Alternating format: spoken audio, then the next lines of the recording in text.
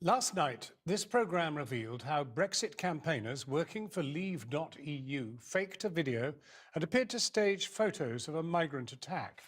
Tonight, in the second part of our investigation into the campaign tactics of Leave.eu, we reveal the inside track on how Arron Banks targeted far-right groups on Facebook before the referendum and then lied about it to journalists. The revelations come in a cache of secret emails and documents seen by this programme, which reveal how Banks bombarded the BBC when they tried to run the story, threatening legal action and accusing them of a smear campaign. Fatima Manji has this exclusive report. Throughout the referendum campaign, they relentlessly pushed incendiary messages about immigration. Britain was under attack. The country was being invaded. Europe was allowing terrorists to run amok. The aim, it seems, to fuel tensions over immigration. Did we at sometimes go a little bit over the top? Probably. It was ruthlessly executed in a business-like way, and, we stayed on message. In the febrile atmosphere, a Labour MP was murdered by a far-right extremist just days before the vote. The street behind me was the scene of the first murder of a British Member of Parliament since 1990. What are all of you together? Take them all in! You were a refugee once! The immigration debate was ignited, and immediately after the vote, a spike in hate crimes followed. How old are you? How old are you? All the bread here, bruv. All the bread here. Well, speak proper English then. This programme has seen new evidence showing Arron Banks' Leave.eu actively targeted supporters of some of Britain's most extreme far-right groups on social media, like the BNP and the National Front. When asked about it, Arron Banks repeatedly lied. We've also learnt that months before the referendum, the BBC obtained evidence of Leave.eu targeting these groups. So why did the BBC never report this story? It's February 2016. 4 months before the referendum, and Leave.eu is attempting to become the official Brexit campaign. The BBC is given a tip-off about them. It's a series of Facebook screen grabs showing a Leave.eu advert. They include these pop-up messages from Facebook telling the user Leave.eu wants to reach them based on pages they've liked and ads they've clicked on. In this case, far-right groups. A BBC reporter writes to Leave.eu's communications director Andy Wigmore, saying they're planning to run a story about it the next day. We have evidence to suggest Leave.eu has targeted paid advertising on Facebook at those who have liked the pages of the National Front, EDL, BNP and Britain First. This was because Leave.eu wanted to reach people interested in each of the aforementioned groups. Inside Leave.eu headquarters here at Millbank Tower, the report caused panic. Emails we've seen show their digital team confirmed the story, but Arron Banks proposed a different response. It's not true. We just buy sponsored Facebook as they place the ads. Arron. An employee from the digital team sends an internal email saying the BBC story is true. Those are our ads. We have targeted those groups since the beginning of the campaign as they gain most traction. With Banks not copied in, another senior employee chips in. Is Arron's answer acceptable? The truth is we do target likers of other groups, including these ones, but that is how Facebook advertising works. When an employee proposes saying they do target all political parties, not just the right wing, Banks replies, "Not the right answer." The original employee replies later. Just to confirm, from the beginning of the campaign, we have targeted these groups on Facebook.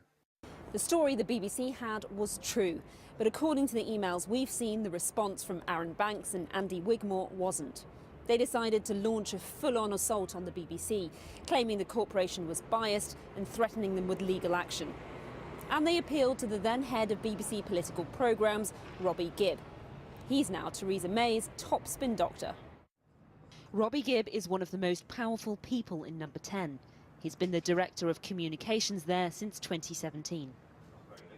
During the referendum itself, Robbie Gibb was in an equally powerful role at the BBC. Despite the Leave.eu social media team telling him otherwise, Banks writes back to the reporter, copying in Gibb. It's wholly wrong to say we have targeted extreme right parties any more than, say, communist. It's anyone who has expressed an interest in leaving the EU.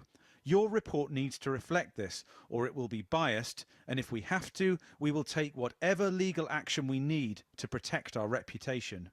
Then, in a series of late-night emails to Robbie Gibb, Banks complained about their spokesman Richard Tice being dropped from a BBC programme, claiming this was all a smear campaign. We do not specifically target the BNP or any other party or group, and to say otherwise is wrong. Off the back of this, Richard Tice has been bumped off the Mars show again. Why can't he go on and defend opposition if necessary? Half an hour later, all this is an attempt to portray us as racist. Minutes after emailing Gibb, this is what he told Richard Tice. I don't think they will run it after all that lot. You will have a busy week next week, since Robbie will react by giving us massive exposure. Here's how Aaron Banks claims the incident unfolded in his book, The Bad Boys of Brexit. I woke up to news that the Beeb is planning to run a smear story about our Facebook pages. Robbie Gibb is being quite helpful and says he's trying to hose it down. The following morning, the BBC didn't run the story, and Robbie Gibb responded to Aaron Banks about the cancelled interview. The MAR programme felt it would not be able to ignore the story during the planned interview. As all the facts are not yet clear, we did not think it was appropriate to conduct the interview at this time. We also felt it would end up dominating a short interview and, whatever your case, putting Mr. Tice in an unfair position. And that was that. We don't know who made the decision to cancel the interview and exactly what discussions took place inside BBC News. But the BBC insist it was the decision of the programme's editor. The role of the BBC as a public service broadcaster having to present impartial coverage, it is very concerning. This story, which wasn't shown, wasn't broadcast, I'm really concerned about why they didn't do that, and certainly as a select committee I'm sure that we would want to be looking into that next time we speak to the Director General of the BBC. Tonight, Robbie Gibb told us, "These allegations are ridiculous and without merit. I remain proud of my contribution to the BBC's impartial coverage of the 2016 EU referendum campaign." The former chairman of the BBC Trust is also concerned. Lord Patton told us these are serious allegations and that the BBC's Director General should investigate why the story was dropped. So why did this story not make air? Did the BBC cave under pressure? The BBC told us the story was dropped because they were unable to establish that Leave.eu had targeted far-right groups deliberately. They say Robbie Gibb was not the editor involved with the story and had no say in the decision not to run it. So what you've seen is Aaron Banks was clearly lying to a journalist. What was your impression of these emails? Well, that is how Mr. Banks operates. He doesn't abide by rules, he doesn't respect rules, he doesn't respect the law, and if he doesn't get his own way, he will bully people and intimidate people until he does get his way. And unfortunately, based on your report, it seems that he got his own way with the BBC in this particular situation. The BBC deny that and say they resisted the pressure from Aaron Banks. Of course, there are lots of reasons why news organisations drop stories. I think what the emails show, firstly, is the intense political pressure that the BBC was under in the run-up to the referendum. I mean, bullying, legal threats and so on as well over just one story on one day. Secondly, I think it shows how the BBC struggled to manage its impartiality in a very polarised environment. As a former BBC editor, is this a story you would have run yourself? Well, a story that says the part of the Leave campaign is targeting the far right on Facebook is clearly a good and legitimate story, particularly in the light of what we now know about targeted ads on Facebook. So yes, it's a story that I think could and should have run at some stage. It did run, but in the Brexit supporting Sunday Times a few months later. Aaron, just to your left. And Aaron Banks turned on Robbie Gibb. Leave.eu failed in their attempt to become the official Leave campaign. And when the BBC chose not to include Nigel Farage in their big Brexit debate, Voting now only one day away. Arron Banks put Robbie Gibbs' mobile number on social media, encouraging Brexit supporters to bombard him with calls. 2.5 years later, the National Crime Agency announced a criminal investigation into Arron Banks over the source of the millions of pounds he spent on the referendum campaign. He went on the BBC to deny any wrongdoing. Rock Services is not a trading company. Well, we're going to have to agree to differ on that. I think I know my business affairs better than you. We tried to follow up, and he refused to speak to us. In my interview tomorrow. And will you be willing to come on Channel 4 News to answer some questions on that? Look, I'd rather go and put a revolver against my temple and pull the trigger than go on Channel 4 News, if that's okay with you. In a statement tonight, Leave.eu questioned our methods and journalistic integrity. They also threatened to post one of our journalists' personal phone number on social media.